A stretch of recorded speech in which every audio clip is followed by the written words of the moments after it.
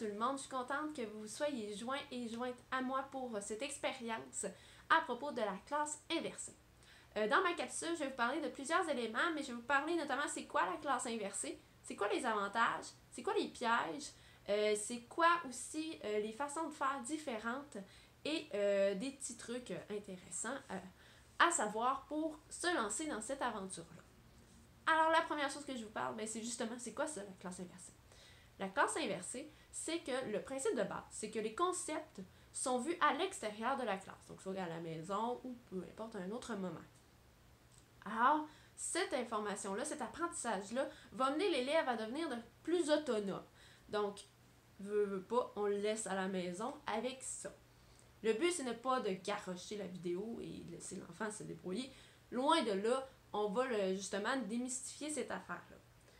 Donc, la vidéo ne vient pas remplacer le prof. On est un intervenant important dans le processus d'apprentissage de l'élève. Si la vidéo te remplace ou que tu laisses la vidéo te remplacer, on n'est pas du tout dans la façon de faire et dans la façon de réfléchir la classe inversée. Ça demande quand même une didactique assez solide parce que le temps de classe qu'on mettait à enseigner, et bien là, on l'a de libre. Et là, c'est à nous de nous questionner qu'est-ce qu'on veut faire avec ça. Est-ce qu'on veut faire des projets? Est-ce qu'on veut pousser? Est-ce qu'on veut faire des discussions? Donc, bref, il y a une façon de faire qui te demande quand même une bonne organisation. Parce que si tu utilises ton temps de classe pour faire juste des exercices, est-ce que ça a été vraiment utilisé de façon la plus pertinente et la plus réfléchie? Peut-être pas.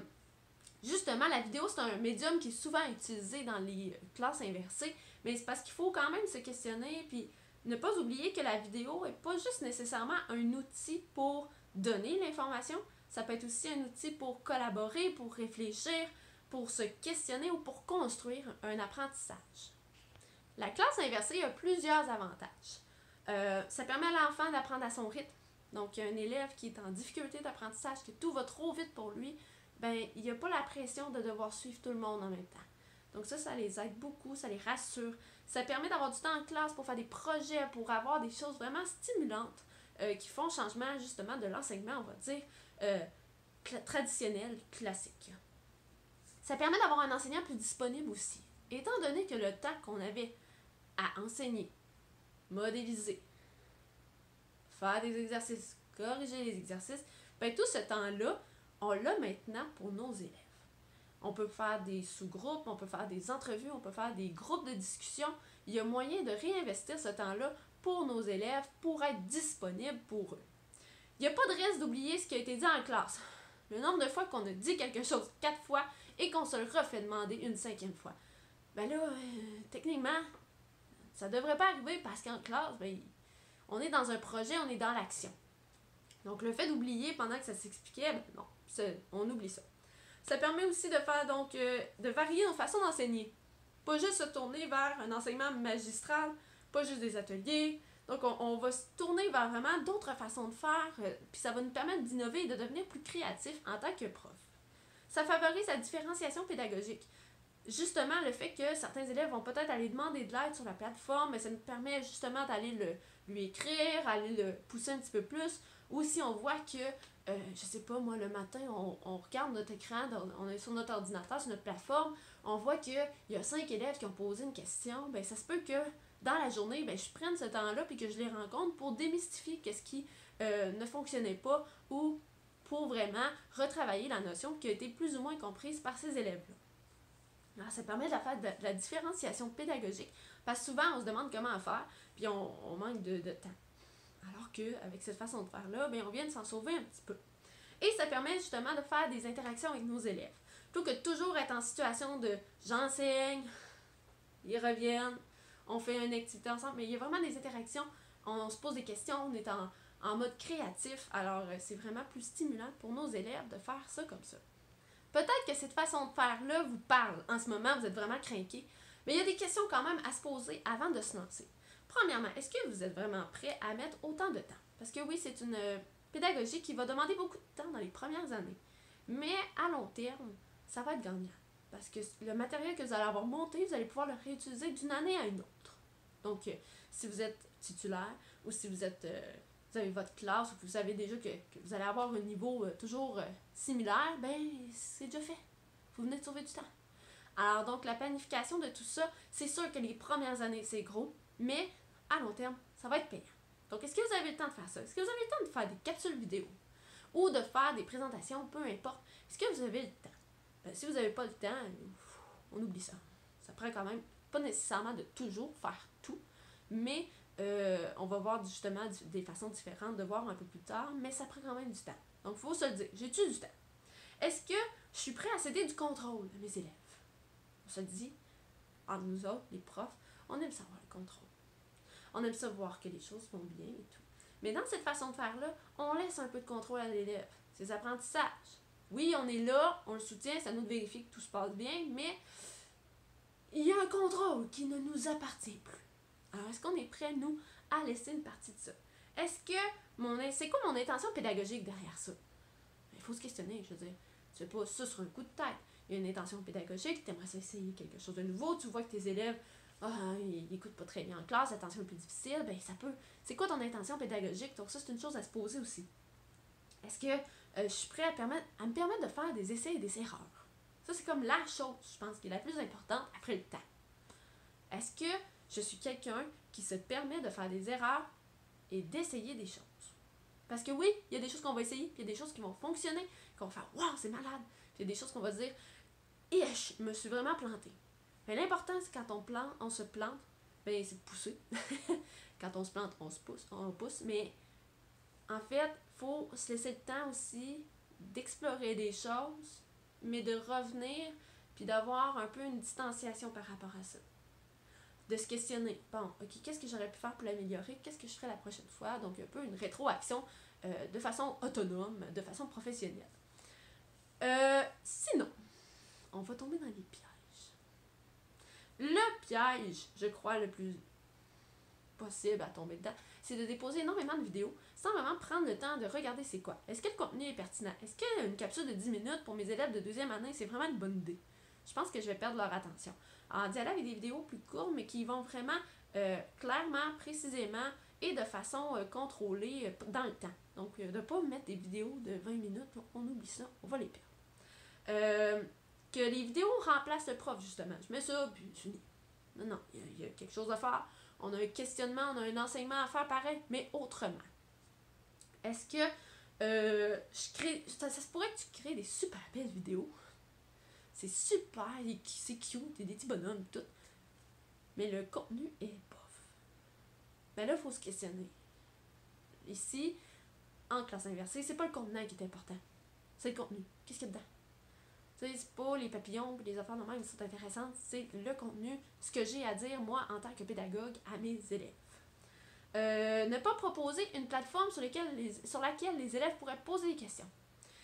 On l'a dit tantôt, oui, nous, on est important, on veut pas laisser ça aux parents, mais il faut quand même que les enfants se découvrent des stratégies. La stratégie la plus gagnante, ce serait de questionner ses pairs. Donc, en ayant une plateforme avec un endroit où on peut laisser des commentaires, laisser des questions, puis qu'on peut y répondre, bien, ça permet justement à l'enfant de se développer puis d'apprendre par quelqu'un d'autre que juste l'enseignant. Et la dernière chose, c'est de laisser les parents enseigner. Le but, c'est pas de laisser la capsule, go, débrouillez-vous. Parce qu'un enfant qui n'aurait pas accès à ses pairs, il va se tourner vers qui à la maison? Papa puis maman. Mais c'est parce qu'on veut pas ajouter de la tâche à papa puis à maman, on veut pas qu'ils deviennent enseignants, on veut qu'ils soutiennent l'enfant. Donc, le but, c'est pas qu'ils se mettent à enseigner à la maison le soir. C'est pas ça du tout. C'est pas la vision de l'enseignement en classe inversée. Je suis rendue maintenant à la partie des trucs. Varier les types de vidéos. Donc là, comme en ce moment, je suis en train de vous faire une vidéo. Vous voyez mon visage, je suis en train de vous expliquer. Je pourrais faire une vidéo avec un tableau blanc et là, je me filme en train de vous expliquer au fur et à mesure. Je pourrais juste filmer le tableau blanc avec mes mains. Je pourrais faire du matériel que je découpe, je viens d'expliquer. Je pourrais filmer mon écran. Donc, c'est pas juste de faire un type de vidéo, mais d'en faire plusieurs pour varier, puis pas que les enfants voient « Oh, encore la face de Mme Mélanie, je suis plus capable. » Hein? Donc, on change, on modifie. Ce qui est bien aussi, c'est que des fois, on filme notre écran, mais on s'enregistre si on a un casque d'écoute avec un micro. parce que c'est le micro qui est plus important, ou sur notre ordinateur portable, souvent on a déjà un micro. Alors de cette façon-là, on vient vraiment varier les différentes façons avec nos élèves. Allez naviguer sur Twitter, il y a des hashtags. Hashtag FlipClass, HeadChat et Claft. Ce sont 3 hashtags qui sont quand même intéressants à aller voir sur Twitter. Donc on voit des différentes façons de faire en classe inversée. Proposer des questionnaires en ligne, ça c'est super. Pour vrai, moi c'est la chose que j'aime le plus faire. Les petits questionnaires en ligne, c'est pas trop long à aller voir, corriger. Puis ça permet justement d'avoir des traces de la réflexion de nos élèves. Puis vous allez voir dans les documents que je vais déposer, il y a plusieurs façons de faire des questionnaires, pas juste une. Alors de varier encore une fois les questionnaires, ça peut être bien. Et d'être critique envers le matériel qu'on dépose. Et expliquer pourquoi aux élèves on a choisi ça. Parce que des fois, si on décide, c'est sûr que c'est plus signifiant pour les élèves quand c'est nous qui est dans la vidéo. Mais parfois, ça arrive qu'on manquait un peu de temps, mais qu'on trouvait que la capsule était vraiment pertinente, était super intéressante. C'est important de le nommer aux élèves. Ok, cette semaine, dans le cours, tu vas voir, j'ai déposé la vidéo de Madame Valérie. Madame Valérie, elle est enseignante en 3e, 4e année, puis elle a fait une capsule, je la trouvais très claire, puis je trouve que c'est intéressant pour toi de voir aussi quelqu'un d'autre que moi qui t'explique quelque chose. Puis si jamais tu comprends pas, reviens me voir. Donc bref, on explique pourquoi aux enfants on a choisi ça, cette activité-là en particulier, parce que ils ont besoin de savoir pourquoi qu'on a déposé ça. Et je termine la vidéo en vous parlant qu'il y a plusieurs façons de faire. Même au primaire, pas juste au secondaire, on s'entend. Souvent, la classe inversée est comme plus associée au secondaire, à l'université. Mais non, c'est possible de le faire aussi au primaire. Il faut juste adapter notre façon de faire, puis modéliser beaucoup avec nos élèves. Moi, j'ai fait, en tout cas personnellement, dans une classe double niveau, je trouve ça très pertinent. Pendant que nos élèves sont en plan de travail, le plan de travail, au lieu d'être en papier, pourrait être en version numérique. Et là, les élèves font les travaux et tout ça. Pendant ce temps-là, on enseigne à un niveau. On fait le switch. Et là, on peut faire... Donc, ce temps de classe-là, je l'utilise quand même de façon efficace parce que je peux faire un retour sur ce qu'ils ont vu dans le plan de travail ou... en tout cas, il y a des façons de faire aussi. Si vos élèves n'ont pas nécessairement d'outils techno à la maison, pendant une période de plan de travail, vous pouvez leur permettre d'avoir, je ne sais pas si vous avez des iPads ou des Chromebooks ou des choses comme ça, d'avoir accès. Donc, de le faire en classe aussi, de laisser un temps, puis vous revenez pour faire la suite, le projet. En tout cas, bref, il y a plein de façons de faire, il y a plein de façons de personnaliser ça. C'est juste qu'il faut se donner le temps, puis essayer de faire des choses, même si parfois, ça ne réussira pas toujours. Hein, ça fait partie de l'essai et de l'erreur. Alors, je vous souhaite une excellente fin de journée, puis j'espère que la capsule aura été pratique pour vous, puis que vous allez en ressortir avec des idées et de l'inspiration pour la suite.